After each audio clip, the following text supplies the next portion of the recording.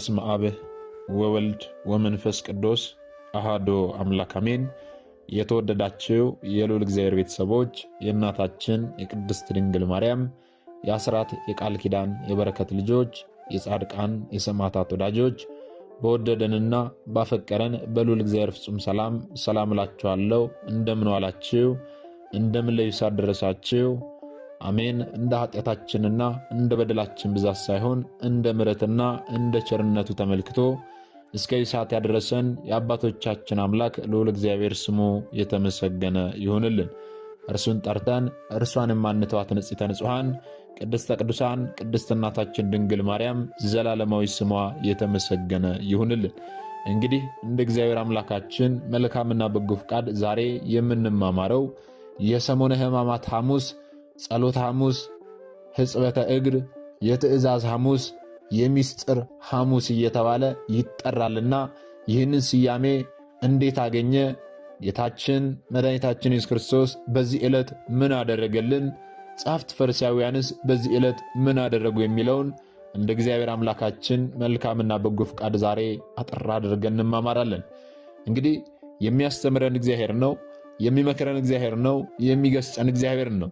እርሱ በመካከላችን ተገኝቶ የጎደለውን አሟልቶ የተጣመመውን አቃንቶ በአፈ መላእክት አርሞ ያስተምረን ይመክረን ይገስጸን ዘንድ የእርሱ መልካምና በጎ ፍቃዱ ይሁንልን። እንግዲህ ወደ ዛሬው ትምህርታችን ስንገባ ታዲያ በሰሙነ ሕማማት ሐሙስ ጌታችን መድኃኒታችን ኢየሱስ ክርስቶስ ምን አደረገልን? ጸሐፍት ፈሪሳውያንስ በዚህ ዕለት ምን አደረጉ? የሚለውን እንመለከታለን። እንግዲህ ጸሐፍት ፈሪሳውያን በዚህ ዕለት ምን አደረጉ ስንል በዕለተ ረቡዕ በይሁዳ አማካኝነት ምክራቸውን አጠናቀዋል። ጌታችንን ለመግደል እንዴትም መያዝ እንዳለባቸው ጭምር ምክራቸውን አጠናቀዋል።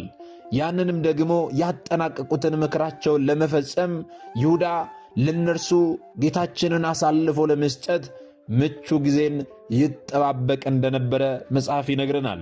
ታዲያ በዛሬዋ ዕለት በሰሙነ ሕማማት ሐሙስ ጸሐፍት ፈሪሳውያን ምን አደረጉ ስንል ያስቆሮቱ ይሁዳ ጌታችንን አሳልፎ እስኪሰጣቸው ድረስ ቀኑን ሙሉ ይጠባበቁ ነበረ። ታዲያ በተነጋገሩት መሠረት ቀኑን ሙሉ ሲጠባበቁ ውለው ጌታችን መድኃኒታችን ኢየሱስ ክርስቶስን ሐሙስ ማታ 3 ሰዓት ላይ ያስቆሮቱ ይሁዳ ጌታችንን በመሳም አሳልፎ ሰጥቷቸዋል። ጌታችን መድኃኒታችን ኢየሱስ ክርስቶስ ስለ እኔና ስለ እናንተ ሲል በዛሬዋ ዕለት ሐሙስ ማታ ተላልፎ ተሰጥቷል። ጸሐፍት ፈሪሳውያን ቀኑን ሙሉ ሲጣበቁ ዋሉ ብለናል። ጌታችን መድኃኒታችን ኢየሱስ ክርስቶስ ደግሞ በዚህ ዕለት ቀኑን ሙሉ ምን ሲያደርግ ነበረ የሚለውን ስንመለከት የማርቆስ ወንጌል ምዕራፍ 14 ቁጥር 12 ጀምሮ ሲያደርግ የነበረውን ይናገራል። የማቴዎስ ወንጌልም የዮሐንስ ወንጌልም የሉቃስ ወንጌልም በዚህች ዕለት ጌታችን ምን ሲያደርግ እንደነበረ ይናገራል። ታዲያ በዛሬው ዕለት ጌታችን ምን አደረገልን ስንል በዓለ ፋሲካን አክብሯል ጌታችን። ይህንን ደግሞ የማርቆስ ወንጌል ሲናገር ፋሲካን በሚያርዱበት በቂጣ በዓል መጀመሪያ ቀን ደቀ መዛሙርቱ ፋሲካን ትበላ ዘንድ ወዴት ሄደን ልናሰዳዳልህ ትወዳለህ? የት ሄደን ይህንን የፋሲካ በዓል እናክብርል? ብለው ጠይቀውት ነበረ። ምክንያቱም እስራኤላውያን ከግብፅ ባርነት ነፃ የወጡበትን ያንን ፋሲካ አድርገው የፋሲካ በዓላቸውን ያከብሩ ነበርና ከግብፅ ባርነት ነፃ የወጡበት ቀይ ባሕርን የተሻገሩበትን ታላቅ ክብረ በዓል አድርገው ያከብሩ ነበርና ጌታችንም ይህንን በዓለ ፋሲካ አክብሯል። በዚህ ዕለት ታዲያ ወዴት ሄደን የት ሄደ ይህንን በዓለ ፋሲካ ታከብራለህ ብለው ሲጠይቁት በማርቆስ ወንጌል ላይ እንደተመዘገበልን ከደቀ መዛሙርቱ 2ቱን ላካቸው። እንዲህም አላቸው፣ ወደ ከተማ ሂዱ፣ ማድጋ ውሃ የተሸከመ ሰው ታገኛላችሁ፣ ተከተሉት። የሚገባበትንም የቤቱን ጌታ መምህሩ ከደቀ መዛሙርቴ ጋር ፋሲካን የሚበላበት የእንግዳ ቤት ወዴት ነው ይላል በሉት አላቸው። እነርሱም ታዲያ ጌታችን እንዳላቸው ሄደው ነገሩት።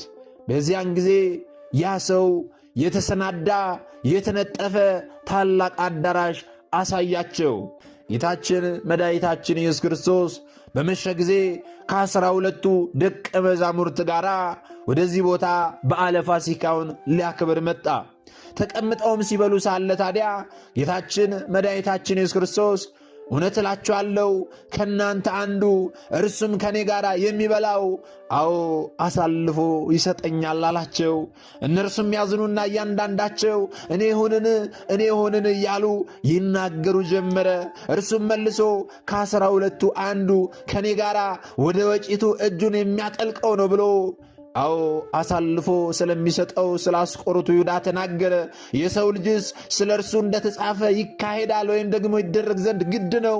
ነገር ግን የሰው ልጅ አልፎ ለሚሰጥበት ለዚያ ሰው ወዮለት፣ ያ ሰው ባልተወለደ ይሻለው ነበር እያለ ጌታችን መድኃኒታችን ኢየሱስ ክርስቶስ አሳልፎ ስለሚሰጠው ስለ አስቆሮቱ ይሁዳ ይናገር ጀመረ። እየበሉም ሳሉ ታዲያ ጌታችን መድኃኒታችን ኢየሱስ ክርስቶስ እንዲህም አላቸው።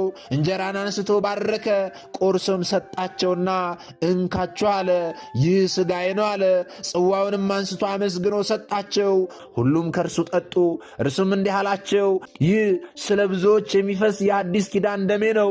እውነት እላችኋለሁ በእግዚአብሔር መንግሥት ከወይኑ ፍሬ አዲሱን እስከምጠጣበት እስከዚያች ቀን ድረስ ዳግም አልጠጣውም አላቸው። አስተውሉ። ጌታችን መድኃኒታችን ኢየሱስ ክርስቶስ በዛሬው ዕለት የሰሙነ ሕማማት ሐሙስ ዕለት ምን አደረገልን ስንል የመጀመሪያው በዓለ ፋሲካን አክብሯል። ሁለተኛው ምን አደረገልን ስንል ታዲያ ምስጢረ ቁርባንን መሰረተልን። ጌታችን መድኃኒታችን ኢየሱስ ክርስቶስ ምስጢረ ቁርባኑን ለምን በሚበላ ነገር አደረገው የሚለውን ስንመለከት የሚበላ ነገር ሰዎች የምንበላው ምግብ ሁሉ ይስማማናል ወይም ደግሞ ከስጋችን ጋር ይዋሃዳል። ጌታችን መድኃኒታችን ኢየሱስ ክርስቶስም ከእኛ ጋር ለመዋሃድ አስቦ ምስጢረ ቁርባኑን በሚበላ ነገር አደረገልን። አስተውሉ። ጌታችን መድኃኒታችን ኢየሱስ ክርስቶስ ገና በ40 ቀናችን ወንዶች፣ ሴቶች ደግሞ በ80 ቀናችን ተዋህዶናል። ነገር ግን እኛ ጌታችን የተዋሃደንን ይህንን መቅደሳችንን በዝሙት አረከስነው፣ በኃጢአት አረከስነው፣ በመጠጥ በጭፈራ በዳንስ ቤት እየተጓዝን ባልባሌ ነገር አረከስነው ወገኖቼ። ዛሬም ጌታችን እኛ ንጹሕ እንድንሆን በንስሐ ውሃ እንድንታጠብ ይፈልጋል። በንስሐ ውሃ ታጥበን ዳግም ደግሞ ወደ ቅዱስ ሥጋ ወደ ክቡር ደሙ እንድንቀርብ ይፈልጋል። በዛሬው ዕለት ጌታችን መድኃኒታችን ኢየሱስ ክርስቶስ ምስጢረ ቁርባንን መሰረተልን። አስተውሉ። ምስጢረ ቁርባንን ከመሰረተልን በኋላ ታዲያ በዚች ሌሊት ሁላችሁ በእኔ ትሰናከላላችሁ አላቸው። እረኛውን ድሃዎች በጎችም ይበተናሉ የሚል ተጽፏልና ሁላችሁም በእኔ ትሰናከላላችሁ ብሎ ደቀ መዛሙርቱን አላቸው። በዚህ ጊዜ ጴጥሮስ ሁሉም ቢሰናከሉ እኔ ግን ከቶ አንሰናከልም፣ መቼም አልክድህም አለው። ኢየሱስም እውነት እልሃለሁ ዛሬ በዚች ሌሊት ዶሮ 2 ጊዜ ሳይጮህ አንተ 3 ጊዜ ትክደኛለህ አለው። እርሱም ቃሉን አበርትቶ ከአንተ ጋር የምሞት ቢሆን እንኳን ከቶ አልክድህም አለ። ሁሉም እንደዚሁ አሉ፣ እኛም አንክድህም አሉ። በዚህ ጊዜ ጌቴሴማኒ ወደምትባል ስፍራ ወጡ። ደቀ መዛሙርቱንም ስጸልይ ሳለው በዚህ ተቀመጡ አላቸውና ጌታችን መድኃኒታችን ኢየሱስ ክርስቶስ ይጸልይ ዘንድ ጀመረ። በጌቴሴማኒ ጌታችን ጸሎትን መጸለይ ጀመረ። እርሱ የጸለየው ጸሎት እውነት ጽዋው ከእርሱ እንዲያልፍ አይደለም።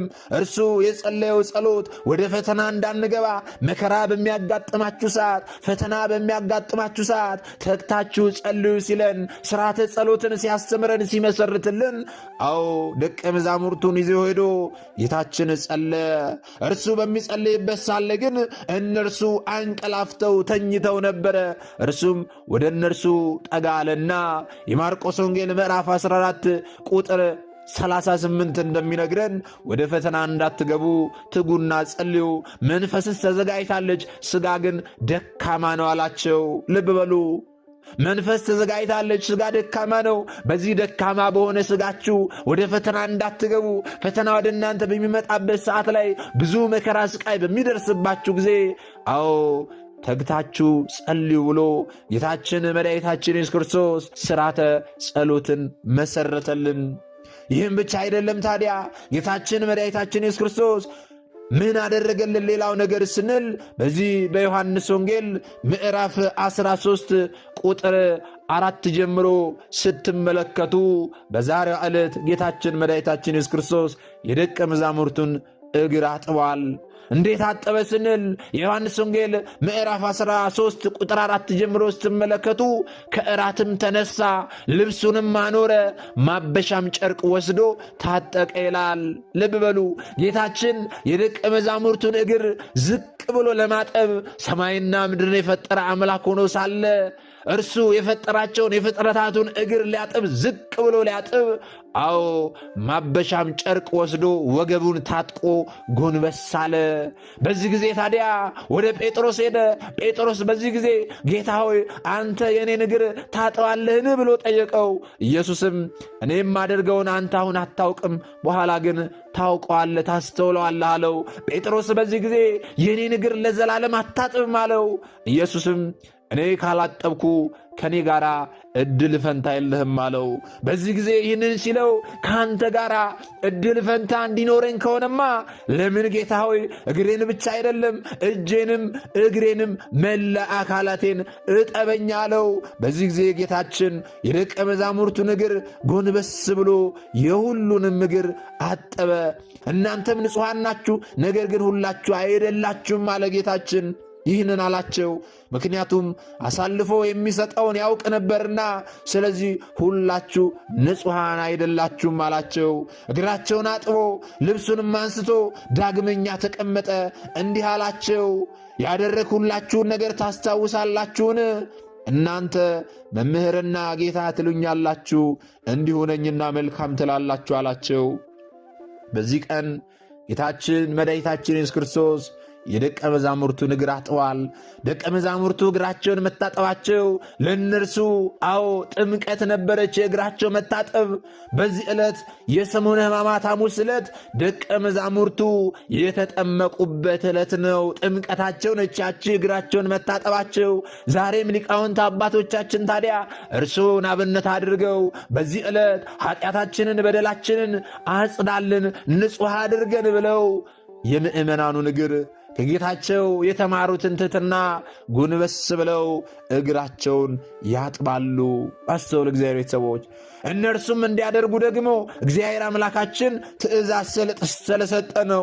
የዮሐንስ ወንጌል ምዕራፍ 13 ቁጥር 15 ላይ እኔ ለእናንተ እንዳደረግኩ እናንተም ደግሞ ታደርጉ ዘንድ ምሳሌ ሰጥቻችኋለሁና ይላል።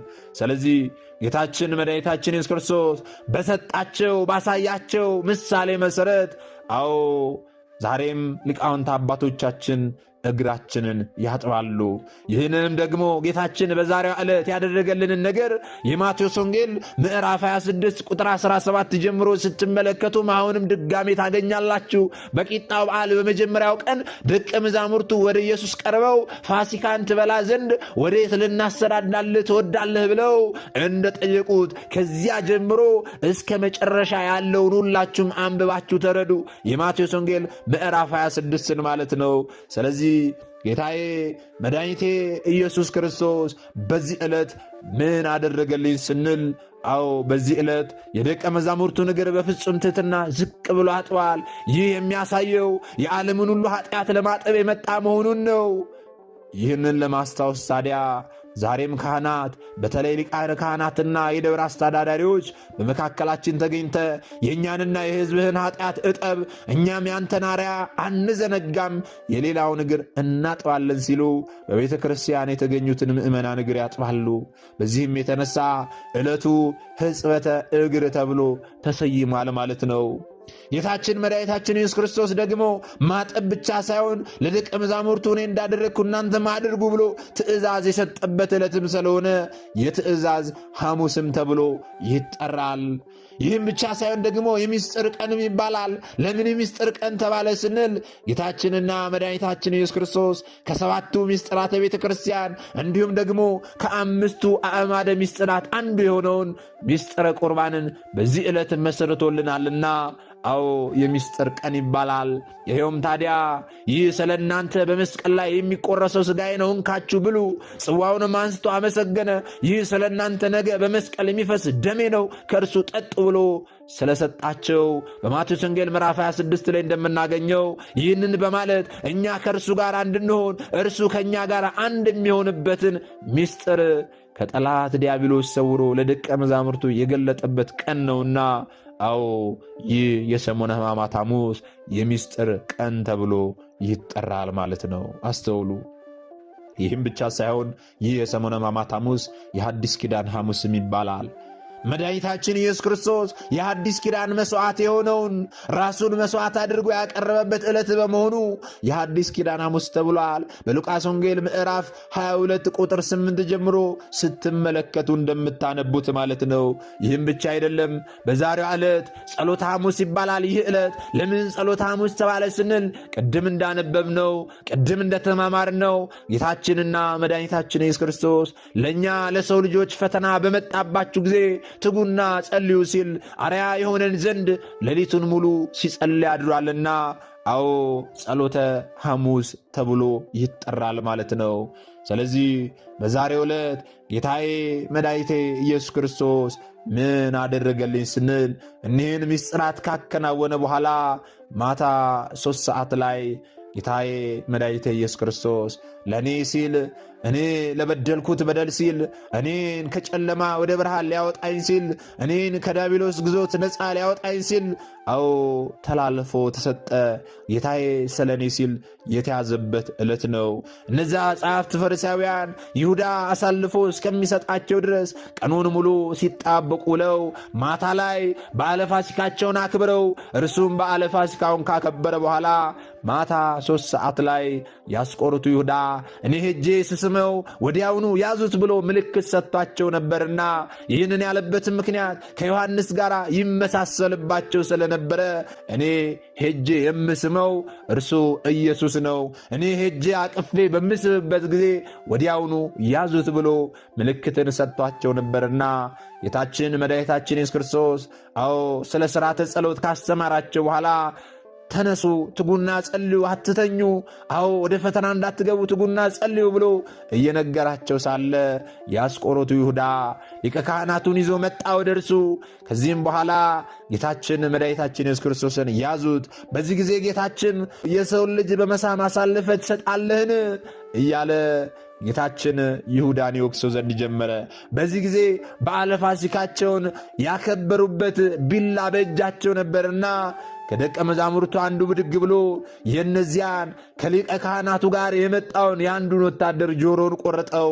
በዚህ ጊዜ ሰይፍህን ወደ ሰገባህ መልስ፣ ሰይፍ የሚያነሱ በሰይፍ ያልቃሉና ብሎ ጌታችን አዎ ያ ጆሮ የተቆረጠውን መልሶ አድኖታል። ልብ በሉ። ጌታችን ሊይዙት እንደመጡ እያወቀ ሊገድሉት ሊያሰቃዩት እየወሰዱት እንደሆነ እያወቀ እየገደሉት እንኳን ማዳኑን አላቆመም። እነዚያ ግን ሊገድሉት ሊይዙት የመጡት አዎ የተጎዳውን ፊት ለፊታቸው ጆሮ የተቆረጠውን እየፈወሰ የተመለከቱ አዎ ይህንን አስተውለው ጌታችንን ሊተው አልወደዱም። ይህንን የሚያዩበት ዓይናቸው ታውሮ ነበርና ይህንን ሊያዩ አልቻሉም። ከዚያም ጌታችንን ወደ ቀያፋ ግቢ ወሰዱት። ቀድሞ ራት በሚበሉበት ጊዜ ደቀ መዛሙርቱ ካንተ ምንም ቢፈጠር አንለይም አሉ። በዚህ ጊዜ ግን ሁሉም ተበታተኑ። ጌታችንን አናውቀውም አሉ። ጴጥሮስ ብቻ ዮሐንስ ብቻ ይከተሉት ነበረ። ጴጥሮስ እስከ ሊቀ ካህኑ ግቢ ድረስ አዎ ከሩቅ ሆኖ ይመለከት ነበረ። በዚህ ጊዜ ታዲያ ወደ እርሱ ጠጋ በላ አንዲት ሴት አንተ ከናዝሪቱ ከኢየሱስ ወገን ነህ፣ ከእርሱ ጋር አይቻለሁ አለችው። የምትዩን ነገር አላውቅም ብሎ ወደ በሩ ተጠጋ። ወደ በሩ በሚጠጋበትም ጊዜ በዚያም አንዲት ሴት ከናዝሪቱ ኢየሱስ ጋር ነህ መሰለኝ፣ ከእርሱ ጋር ትመስላለህ አለችው። የምትዩን ነገር አላውቅም አለ። አሁንም ወጣና የሚሆነውን ነገር እየተመለከተ ሳለ አንተማ አነጋገር ያስታውቃል፣ ከናዝሬቱ ከኢየሱስ ወገን ነህ አለው። እዚህ ጊዜ ሰውየውን አላውቀውም ብሎ ጴጥሮስ ካደ። በዚህ ጊዜ ዶሮ ጮኸ። ዶሮ በሚጮህበት ጊዜ ጌታችን ያለው ቃል ትዝ አለው። ወገኖቼ አንክድህም ያሉት በዛሬዋ ቀን ካዱት፣ ሸሹ። አልክድህም ያለው ጴጥሮስም 3 ጊዜ ካደው። ልብ በሉ ጌታችን መድኃኒታችን ኢየሱስ ክርስቶስ ለእኔና ለእናንተ ሲል በዛሬዋ ዕለት ሐሙስ ማታ ተያዘ። ሌሊቱን ሙሉ እየዘበቱበት አደሩ። እስቲ ማነ ስምህን ንገረን፣ አንተ አይሁድ ንጉሥ አይደለህምን? እስቲ ትንቢት ተናገር። አዎ ፊቱን እየሸፈኑ ደግሞ በጥፊ እየመቱት፣ በእግራቸው እየረገጡት፣ ምራቃቸውን እየተፉበት ማን ነው ይህንን ያደረገብህ? እስቲ ንገረን እያሉ ጌታችን ላይ ይዘባበቱበት፣ ምራቃቸውን ይተፉበት ዘንድ ጀመሩ። ይህም አልበቃ ብሏቸው ከሐና ወደ ቀያፋ፣ ከቀያፋ ወደ ሐና እያመላለሱ ሌሊቱን ሙሉ ጌታዬ መድኃኒቴ ኢየሱስ ክርስቶስ እኔን ከወደቅኩበት ለማንሳት እሱ ወደቀ፣ እኔን ከጨለማ ለማውጣት እርሱ በጨለማ ተደበደበ፣ ተገረፈ። ይህንን በሰሙነ ሕማማት ሐሙስ ለእኔ አደረገልኝ። ይህ ሁሉ የተከፈለልን ለእኔና ለእናንተ ነው። እኔን ለማዳን ሲል፣ አዳምን ለማዳን ሲል ጌታችን በሰሙነ ሕማማት ሐሙስ ይህንን አደረገልን። ታዲያ ይህ ሐሙስ ከተያዘባት ሰዓት ጀምሮ ያለው የተደረገው ነገር ሁሉ ወደ ዓርብ ይቆጠራልና ዓርብ ዕለት ይህ ሁሉ መከራ ስቃይ ተፈጽሞልናል። ዓርብ ዕለት ጌታችን ሌሊት ከተያዘበት ጊዜ ጀምሮ እስከ ተሰቀለበት እንዲሁም ደግሞ ነፍሱን ከሥጋው እስከለየበት ድረስ ያለውን ደግሞ በነገው በሰሙነ ሕማማት ዓርብ ጌታዬ ምን አደረገልኝ በሚለው ትምህርታችን ላይ እንማማራለን። ስለዚህ በዛሬው ዕለት ጌታችን ይህንን አደረገልን። ጸሐፍት ፈሪሳውያንም ደግሞ ይህንን አደረጉ። እኛ አሁን የተማርነውን ደግሞ ላልተማሩ እህት ወንድሞቻችን ልናስተምር ያስፈልጋል። ያወቅነውን ላላውቁ እህት ወንድሞቻችን ልናሳውቅ ያስፈልጋል። ምክንያቱም እኛ የተማርነውን አስተምረን ቢሆን፣ እኛ ያወቅነውን አሳውቀን ቢሆን ኖሮ ማንም ሀብተ ወልድና ስመ ክርስትና ሰጥታ ማኅተብ አንገቱ ላይ ካሰረችበት ከቅድስት ቤተ ክርስቲያን ወጥቶ ወደ ሌሎች የሃይማኖት ተቋማት ባልሄደ ባልገባ ነበረ። ነገር ግን እኔና እናንተ የተማርነውን ስለማናስተምር፣ ያወቅነውን ስለማናሳውቅ ብዙ እህቶቻችንና ወንድሞቻችን እየሳቱ ነው ያሉትና የሳቱትንም ለመመለስ ያሉትንም ለማጽናት አሁን ላይ የተማርነውን ወደፊትም የምንማረውን የቤተ ክርስቲያናችን አስተምሮ ልናስተምር ያስፈልጋል። ይህን እንድናደርግ ደግሞ እርሱ አምላካችን ይርዳን። ምናልባት ደግሞ ዛሬ ገና ወደዚህ መንፈሳዊ ቻናል የመጣችሁ ሰዎች ካላችሁ ከዚህ በፊት የተማማርነውም ከዚህ በኋላ የምንማማረውም መንፈሳዊ አስተምሮች ወደ እናንተ እንዲደርሱ ከፈለጋችሁ ሰብስክራይብ አድርጋችሁ የደወል ምልክቱን መጫን ይኖርባችኋል። ምክንያቱም ይህ ቴክኖሎጂ ያመጣው ስርዓት ነው፣ እኔ ያልኩት አይደለም። ይህንን ካደረጋችሁ ዕለት ዕለት ከዚህ የሚለቀቁ አስተምሮች ወደ እናንተ ይደርሳሉ። ይህንን ካላደረጋችሁ ደግሞ ዛሬ እንደ አጋጣሚ ይህንን አስተምሮ ሰምታችሁ ሊሆን ይችላል፣ በቀጣይ ከዚህ የሚለቀቁ አስተምሮች ወደ እናንተ አይደርሱም ማለት ነው። ስለዚህ ወደ እናንተ እንዲደርሱ ከፈለጋችሁ ሰብስክራይብ አድርጋችሁ የደወል ምልክቱን መጫን ይኖርባችኋል ማለት ነው። እግዚአብሔር አምላካችን እስካሁን ሰዓት ጠብቆ ያስተማረን የመከረን ይገሰን የአባቶቻችን አምላክ ልዑል እግዚአብሔር ስሙ የተመሰገነ ይሁንልን። የሰማነውን በዝነ ልቦናችን ያሳድርብን። ሰሚዎች ብቻ ሳንሆን በሰማነው ቃል 30፣ 60፣ 100 ያማረ ፍሬ አፍርተን ዛሬ የስሙ ቀዳሾች ነገ ደግሞ የመንግሥቱ ወራሾች ያደርገን ዘንድ የእርሱ መልካምና በጎ ፈቃዱ ይሁንልን። ወስብሐት ለእግዚአብሔር ወለወላዲቱ ድንግል ወለመስቀሉ ክቡር። ይቆየን።